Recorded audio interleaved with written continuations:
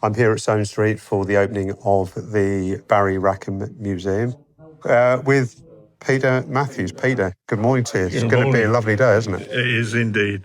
Peter, you and your team have put together quite a feature here. Yes, it's taken a lot of work over a couple of 3 years, but we've arrived at the end. You must be pleased with what it looks like. Yes, we are very pleased. And there's some incredible items here, aren't there? We're looking at the old Prince of Wales Lodge banner, which you found covered in dirt in the basement, and there's also the note that war had been declared in one of the journals. Yes, the banner, Prince of Wales banner, when we were clearing out the old garage underneath before we built above it, we found it covered in dirt and dust and that, and cleaned it all up and struggled to get up on the wall. It did. It looks heavy. Now, when can people come and look round the museum? When does it open? It's open at any time as long as they pre-book with Hannah or myself to come round. It's continually locked because there's a lot of valuable stuff in here. It looks lovely. I can see behind yourself and Roger Nash a picture of some very young people: Barry Rackham, David Clark, Barry Ross, David Harris, and of course Bill Hagger. Yes. So there aren't many photographs, but it's lovely to see those, isn't it? Yes, there is certainly. And it was given to us by Trevor White. Where he got it from, I don't know. There's some good photographs, I'm sure. I've also got with me Roger Nash. Roger, you're Deputy Provincial Grand Master. You're here to open the museum later. I am. It's a great pleasure for me to be able to do that, because Barry Rackham was one of the first Masons that I met when I first joined. He was a member of Christchurch Lodge, as I was, and I met him 30 years ago last night, which was the night when I was initiated. Couldn't timed it any better, really, could you? So you must be pleased, because you're an Ipswich Mason as well, to see this, and hopefully some of the younger brethren will start to understand the history of Suffolk Freemasons.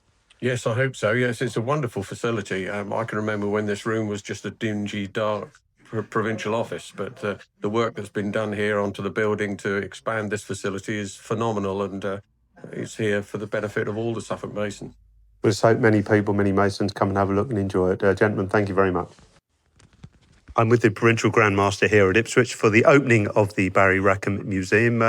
Jolene, good morning. You haven't seen it yet, have you?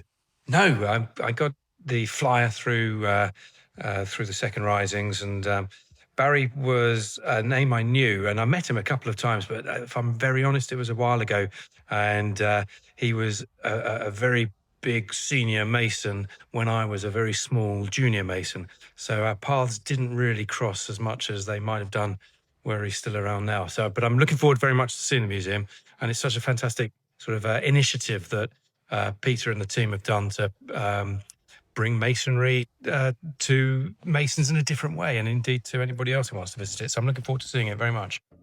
I'm here with Harry Watson. Harry, what's your title here? Chairman of Masonic All Ipswich Limited. You've done a huge amount of work, you and Peter, here at Soane Street itself. But the museum, it's a culmination of a lot of hard work. It is.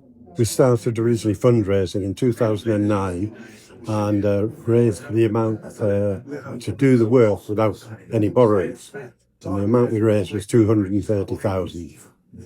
So the work with the museum and refurbishing the toilets and robing area came to a total of 230,000. Because, I mean, Ipswich now is a fantastic facility. As you say, the downstairs looks so much better. But and to put the museum in here, just off the Watson room, I mean, there's so much to see. You really need to encourage people to come and enjoy and learn from this museum. Yes, we do. And we try to encourage local groups to have a tour. We've organised several over the last couple of years since COVID, where they read up to see if we can take maybe 8, 10, 12 people round from different groups in the locality. Yeah. And we take them round, and they're always interested, not only in the building, but also in what Freemasonry is about.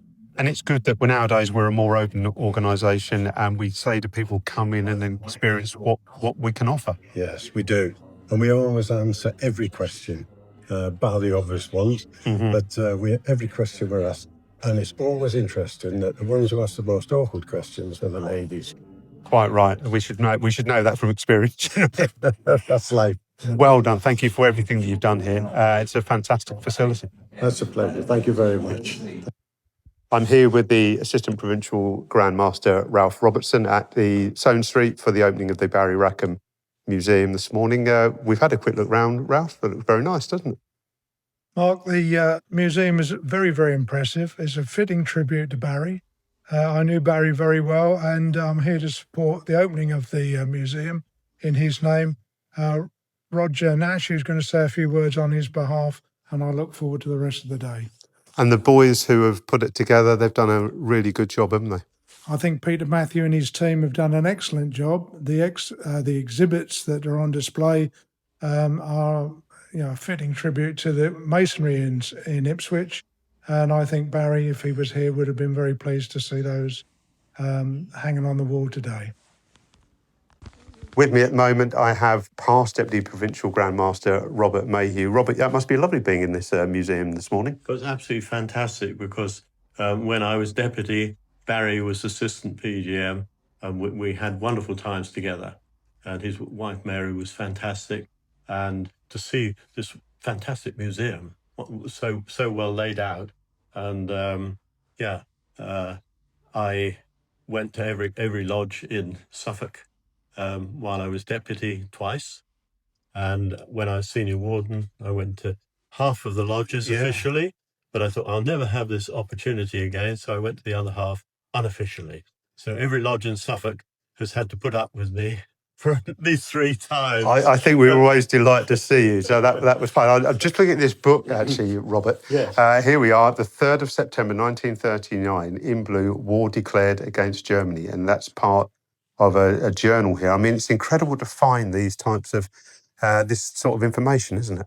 Absolutely wonderful, and the amount of information here is just astonishing. And I love that one on the wall.